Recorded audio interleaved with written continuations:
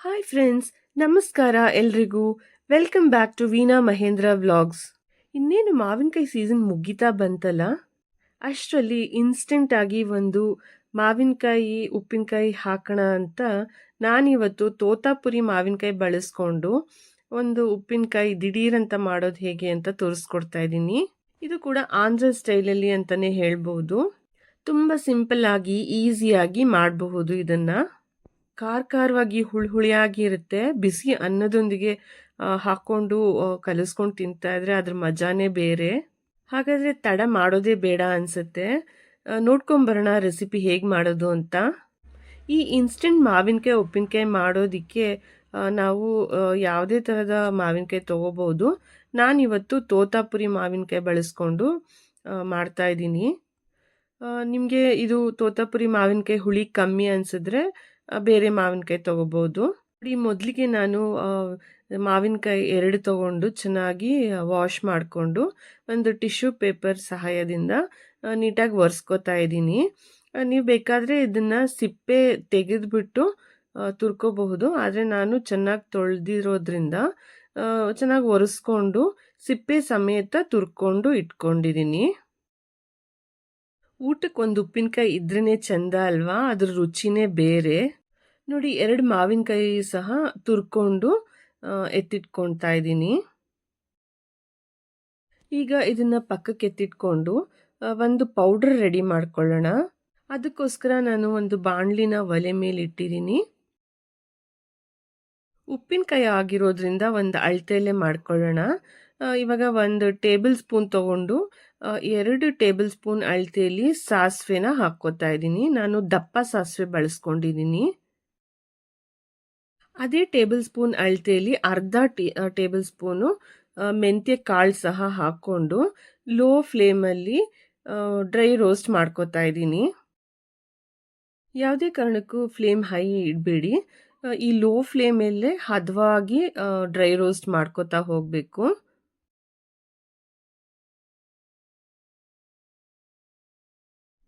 ಎರಡೂ ಹದವಾಗಿ ರೋಸ್ಟ್ ಆದಮೇಲೆ ಪಕ್ಕಕ್ಕೆ ತೆಗೆದಿಟ್ಕೊಳ್ಳೋಣ. ಸ್ವಲ್ಪ ತಣ್ಣಗಾಗೋದಕ್ಕೆ ಬಿಟ್ಬಿಟ್ಟು ಆಮೇಲೆ ಕುಟಾಣಿಗೆ ಟ್ರಾನ್ಸ್ಫರ್ ಮಾಡಿಕೊಂಡು ಇದನ್ನು ಚೆನ್ನಾಗಿ ಕುಟಾಣಿಲೇ ತರ್ತರಿಯಾಗಿ ಪೌಡ್ರಾದರೂ ಸಾಕು ಮಾಡ್ಕೋಬೋದು. ನಿಮಗೆ ಬೇಡ ಅಂದರೆ ಮಿಕ್ಸಿ ಜಾರಲ್ಲೂ ಪೌಡ್ರ್ ಮಾಡ್ಕೋಬೋದು.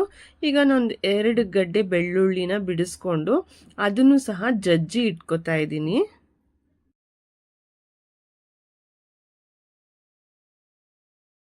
ನಾನೊಂದು ಗ್ಲಾಸ್ ಬೌಲ್ ತೊಗೊಂಡು ಅದಕ್ಕೆ ನಾವು ತುರಿದಿಟ್ಕೊಂಡಿದ್ವಲ್ಲ 2 ಮಾವಿನಕಾಯಿ ತುರಿ ಅದನ್ನು ಹಾಕ್ಕೋತಾ ಇದ್ದೀನಿ. ಯಾವುದಾದ್ರೂ ಪೋರ್ಸ್ಲಿನ್ ಜಾಡಿ ಬರುತ್ತಲ್ಲ ಅದ್ರಲ್ಲಿ ಸಹ ಹಾಕ್ಕೋಬೋದು. ಆದಷ್ಟು ಪ್ಲಾಸ್ಟಿಕ್ ಅವಾಯ್ಡ್ ಮಾಡಿದ್ರೆ ಒಳ್ಳೆಯದು. ಇದಕ್ಕೆ ನಾನು 1-2 ಸ್ಪೂನ್ ಅಚ್ಕಾರದ ಪುಡಿ ಸಹ ಸೇರಿಸ್ಕೊತಾ ಇದ್ದೀನಿ. ಜೊತೆಗೆ ಒಂದು ಅರ್ಧ ಟೀ ಸ್ಪೂನಷ್ಟು ಅರಿಶಿನ ಕೂಡ ಹಾಕ್ಕೋತಾ ಇದ್ದೀನಿ. ನಾವು ರೋಸ್ಟ್ ಮಾಡಿಟ್ಕೊಂಡಿದ್ವಲ್ಲ ಮತ್ತು ಪುಡಿ ಮಾಡಿಟ್ಕೊಂಡ್ವಲ್ಲ ಆ ಪುಡಿ ಸಹ ಹಾಕ್ಕೋತಾ ಇದ್ದೀನಿ. ಈಗ ಬಾಣಲಿಗೆ 1 ಕಪ್ ಅಳತೆಯಲ್ಲಿ ಎಣ್ಣೆ ಹಾಕ್ಕೊಂಡಿದ್ದೀನಿ. ಅದಕ್ಕೆ 1 ಟೀ ಸ್ಪೂನಷ್ಟು ಸಾಸಿವೆ ಹಾಕ್ಕೊಂಡು ಅದು ಸಿಡಿದ ಮೇಲೆ ನಾವು ಜಜ್ಜಿಟ್ಕೊಂಡಿದ್ವಲ್ಲ 2 ಗಡ್ಡೆ ಬೆಳ್ಳುಳ್ಳಿನ ಅದನ್ನು ಸಹ ಸೇರಿಸ್ಕೊಂಡು ಒಂದು ಸ್ವಲ್ಪ ಫ್ರೈ ಆಗಬೇಕು. ಒಂದು 3 ಅಥವಾ 4 ಒಣಮೆಣ್ಸಿನ್ಕಾಯಿ ಸಹ ಹಾಕ್ಕೊಂಡು ಫ್ರೈ ಮಾಡ್ಕೊತಾ ಇದ್ದೀನಿ. ಈ ತುರಿದ ಮಾವಿನಕಾಯಿ ಮಿಶ್ರಣಕ್ಕೆ ಒಂದು ರುಚಿಗೆ ತಕ್ಕಷ್ಟು ಉಪ್ಪು, ಅಂದರೆ 1 ಟೇಬಲ್ ಸ್ಪೂನ್ ಅಥವಾ 1.5 ಟೇಬಲ್ ಸ್ಪೂನು ಉಪ್ಪು ಸೇರಿಸ್ಕೊಂಡು ನಂತರ ಈಗ ಒಗ್ಗರಣೆ ಮಾಡ್ಕೊಂಡಿದ್ವಲ್ಲ ಅದನ್ನು ಸಹ ಸೇರಿಸ್ಕೊಂಡು ಚೆನ್ನಾಗಿ 2 ಸ್ಪೂನ್ ಸಹಾಯದಿಂದ ಮಿಕ್ಸ್ ಮಾಡ್ಕೋಬೇಕು.